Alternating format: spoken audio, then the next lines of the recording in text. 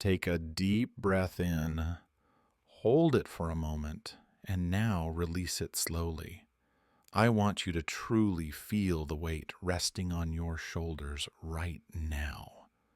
I am not talking about the physical weight of your body pressing against the chair. I am talking about something heavier. I am talking about the invisible, crushing weight of the names you carry in your heart. The weight of the faces that haunt your mind when the room goes quiet. The weight of the human destinies that you have convinced yourself you must carry on your back. You know exactly who I am talking about. Perhaps it is the spouse who seems perpetually lost in a maze of their own making. Perhaps it is the child who is rebelling against everything you tried to teach them, drifting further away. Perhaps it is the parent who is sick and fading away before your eyes. Or maybe it is the best friend who is drowning in the dark, cold waters of depression. You carry them with you everywhere you go. They are there when you try to sleep at night, staring at the ceiling. They are there sitting next to you during your meals, taking away your appetite. They intrude upon the quiet moments that should belong only to you. Your mind has become a machine that never stops spinning. It is constantly churning out scenarios, strategies, and solutions. How do I make them change their path? How do I make them see the right thing to do before it is too late? How do I pull them out of the mud that they seem content to lie in? You are tired. I know you are tired. It is a deep, heavy exhaustion that creeps into the very marrow of your bones. It is the fatigue of a swimmer trying to keep 5 other people afloat in a stormy sea. But you dare not stop swimming. You dare not rest for even a second, because there is a terrifying voice whispering incessantly in the back of your head.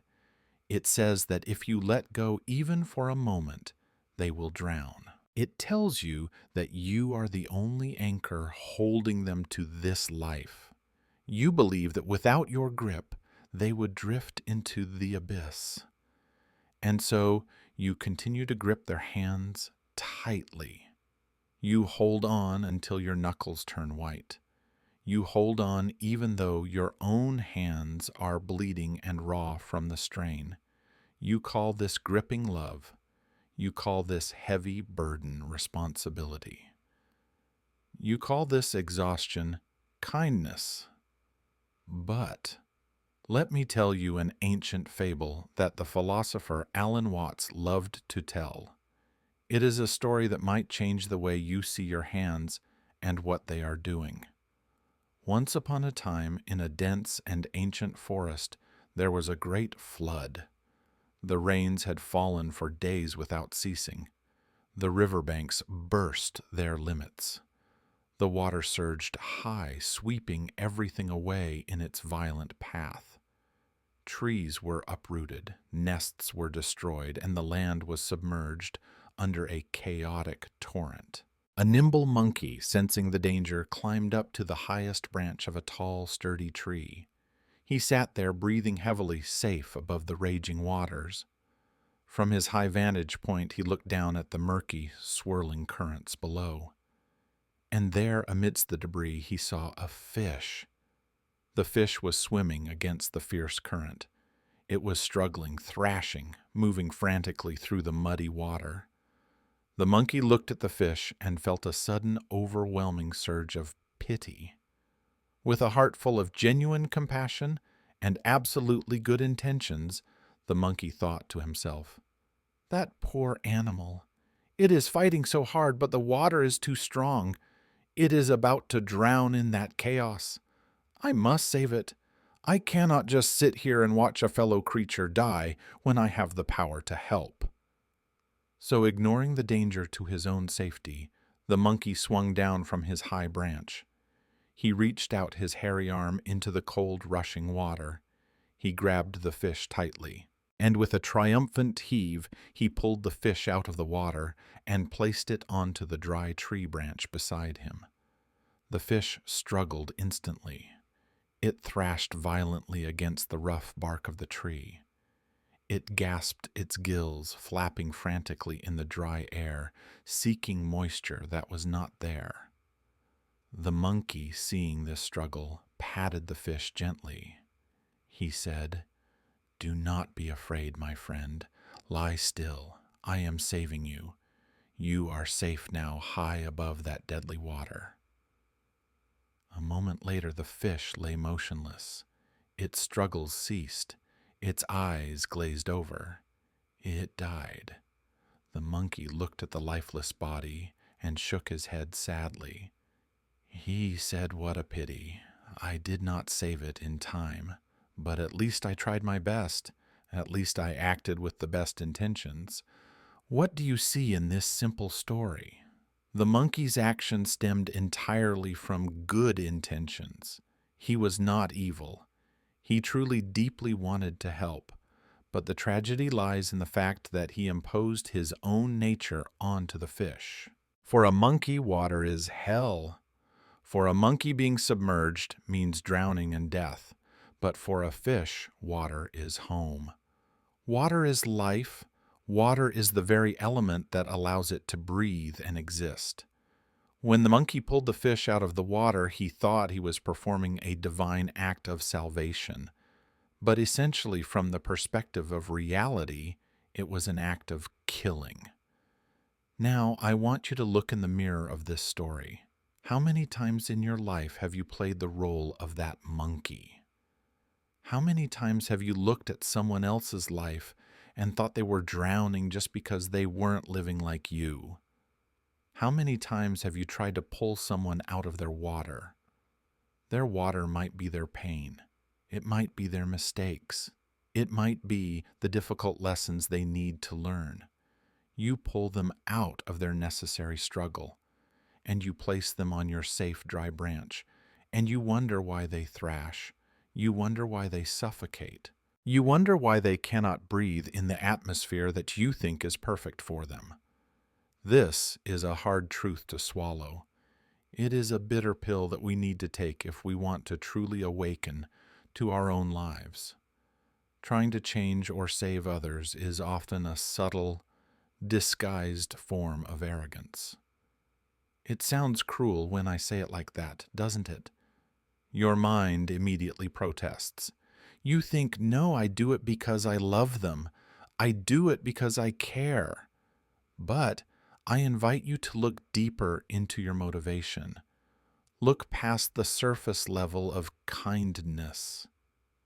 When you say, "I want to save you," there is an implicit statement hiding behind those words. You are silently saying that I know what is good for you better than you know yourself. You are saying that I am right and you are wrong. You are saying that I am strong and you are weak. You are saying that my way of living, my perspective, is superior to your way of living. That is the ego wearing the cloak of a saint. That is condescension disguised as care. It is a lack of trust. You do not trust their inner wisdom. You do not believe that their soul has enough strength to find its own way through the dark. You treat them like helpless children. You treat them like victims who are incapable of navigating their own existence. And that attitude, even if you never speak it aloud, is felt. It is received as an insult to their dignity as a sovereign being. Why do people often resist when you try to advise them? Why do they push back when you try to help them? Why do they get angry when you point out their mistakes with your perfect logic? It is not because they are stupid.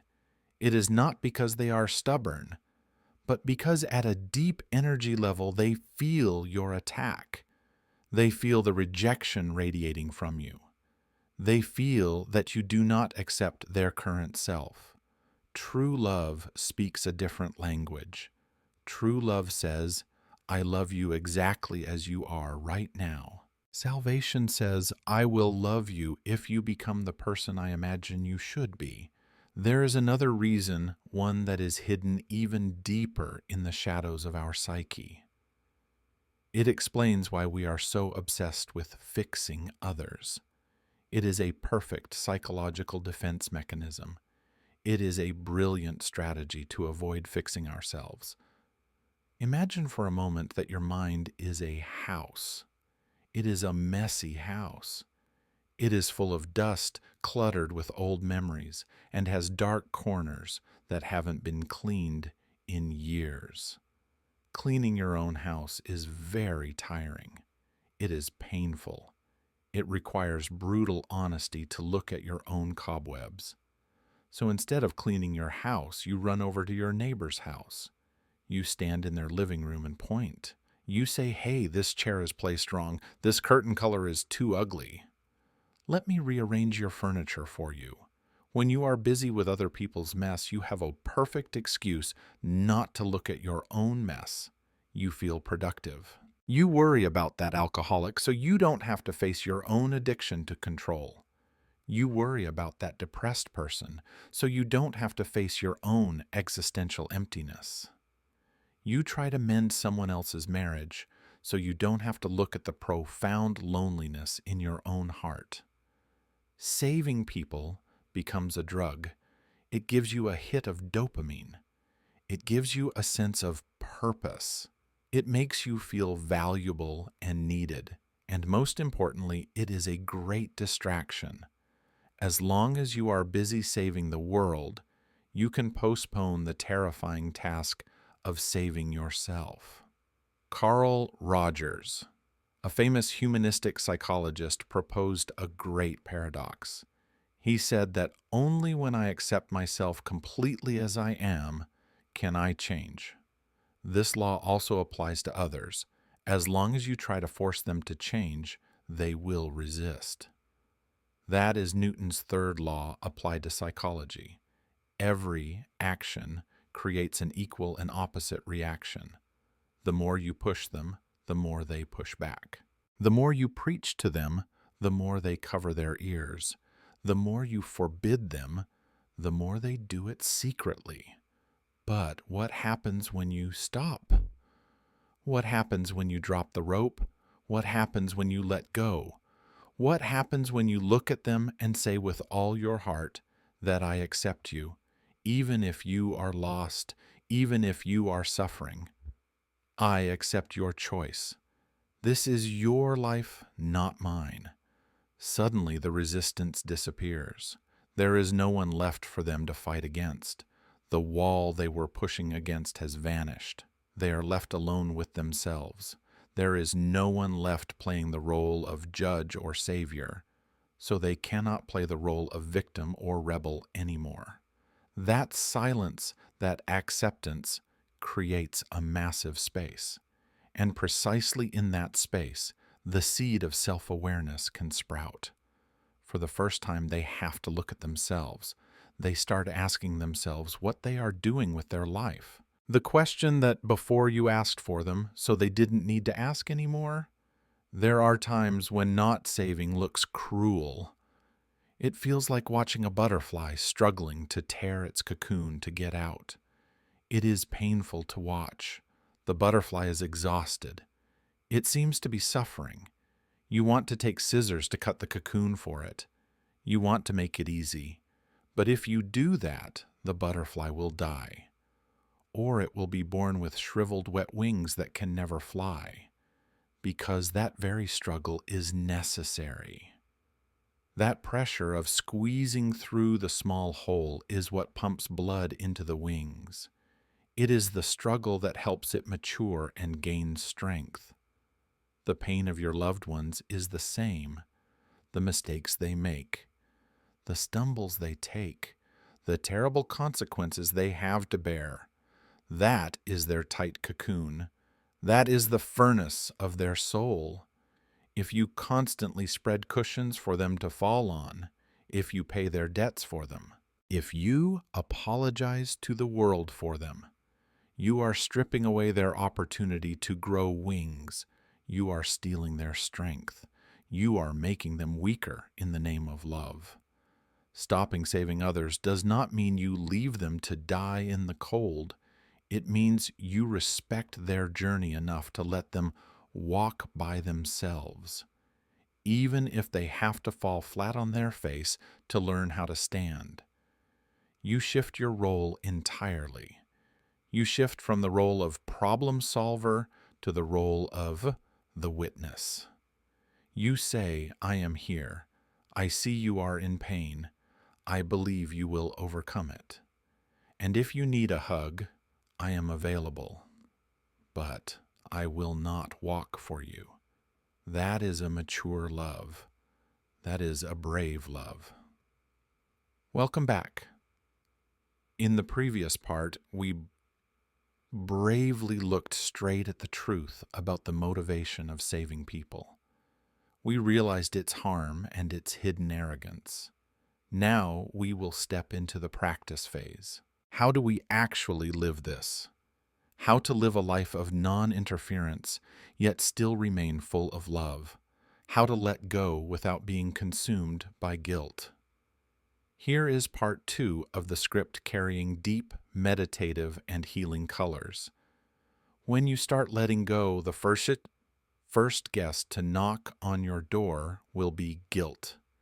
It is a dark, heavy visitor. It will whisper into your ear the harshest words imaginable. It will say you are so selfish. It will say you are abandoning your loved ones when they need you most. It will say if anything happens to them, it is all your fault. This guilt is the final shackle of the old ego. It is not the truth. It is a program installed in you by society, by family expectations, by movies praising blind sacrifice as the highest virtue. To overcome it, you need to change your definition of selfishness and self-love. Imagine you are sitting on an airplane.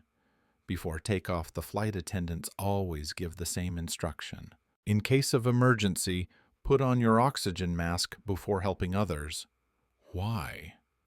Why not help the child next to you first? Why not help the elderly person?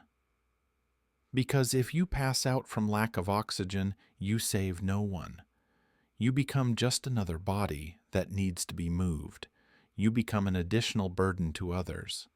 You taking care of yourself is not selfish. Keeping your energy stable is not vanity. It is the optimal survival strategy for the whole group. When you stop saving others and start saving yourself, you transform. You become a stable frequency in a room full of static. And in a chaotic world, that stability is more precious than any advice. It is more valuable than any interfering action. Alan Watts often spoke about the concept of wu wei. It translates to non-action or doing without forced effort. Applied to relationships, it means presence, but not invasion. Visualize the difference between a carpenter and a gardener. This image is crucial. The carpenter works on dead material. He wants to impose his will on the wood. He saws chisels, planes, and nails. He uses violence to force the log to become a table according to his specific design. The gardener works with life. The gardener cannot force the tree to grow. He cannot pull the treetop up to make it grow fast. He cannot use his fingers to pry open flower buds to make them bloom.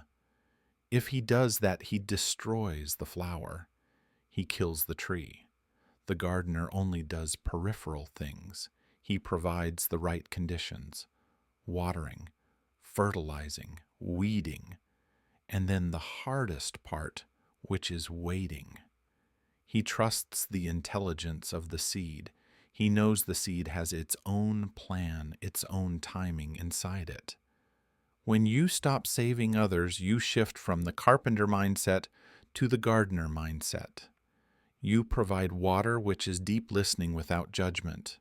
You provide light, which is encouragement and belief. You provide soil, which is a safe space to be. But you let them grow in their own way. You let them grow on their own schedule. Maybe they will grow a bit crooked. That is okay. A crooked bonsai tree has its own unique beauty. Maybe they will bloom late. That is okay. Late blooming flowers often last the longest. Wu Wei is absolute trust in the Tao. It is trusting the natural flow of the universe operating in every human being. When you stop trying to push others in the right direction, which is push force, you naturally start creating pull force. Recall the people who had the greatest influence on your life. Think about them for a second. Were they the people who followed you all day? Were they the ones nagging you, criticizing you, forcing you to change? Or were they the people who simply lived, people who lived a brilliant, free, happy life? People who were so magnetic that you looked at them and told yourself, wow, I want to be like him. I want to be like her. I want to know their secret. Gandhi did not go knocking on every British house to ask for freedom. He became the embodiment of freedom and nonviolence. The Buddha did not go forcing anyone to practice meditation. He sat still under the tree, and his peace radiated so strongly that people sought him out themselves. The best way to save an alcoholic is not to hide their bottle. It is to live a sober life so happily that they see that without alcohol, one can still be joyful. The best way to save a depressed person is not to advise them to cheer up. It is to keep your own flame of joy from extinguishing. It is to stay warm so you can warm them when they eventually come close. You become the mirror, not by your words, but by your being. Be the change you want to see. Finally understand this crucial distinction. Letting go is not cutting off love. Letting go is cutting off attachment. Attachment says, I love you, therefore I want you to make me happy by changing according to my will. That is a transaction, not love. Love says, I love you, therefore I want you to be yourself. Even if that means you will make mistakes. Even if that means you will leave me. There is a very good saying that you might have heard. If you love something, let it go. If it comes back, it is yours. If it doesn't come back, it never was yours. When you stop saving others, you return to them the dignity of autonomy. You tell the universe that I trust in your arrangement. I believe this person is exactly where they need to be to learn their lesson. And in that moment, you let go, something physical happens. A burden of 1,000 pounds falls off your shoulders. You can breathe. For the first time in years, you breathe a full, deep breath. Your energy returns to your body. Your complexion becomes rosy again. Your smile becomes genuine again, not forced. And paradoxically, precisely when you let go, precisely when you stop trying to save, miracles often happen. The other person, no longer weighed down by your pressure and expectation, starts to stand up on their own. They find their own legs. Or, if they don't stand up, at least you are no longer dragged down into the abyss with them. You have learned the lesson of boundaries. You have graduated from the course of being a fake messiah. You have become an authentic human. So, my kind and exhausted friend, I am talking to you. Hang the superhero cape on the hook. It is old, it is torn, and it never really fit you anyway. Go out to the garden, take care of your own tree, drink your cup of tea, let the world turn on its own the way it has done for billions of years before you were born. The sun still rises without you pulling it up. The river still flows without you pushing it. and your loved ones also have the sun and the river inside them. Believe in that. Trust in that. The only salvation you can perform and need to perform is saving yourself. Save yourself from the illusion that you have the power and obligation to save the whole world. When you are peaceful, the world around you naturally becomes peaceful. Thank you for listening. Wish you a gentle journey home.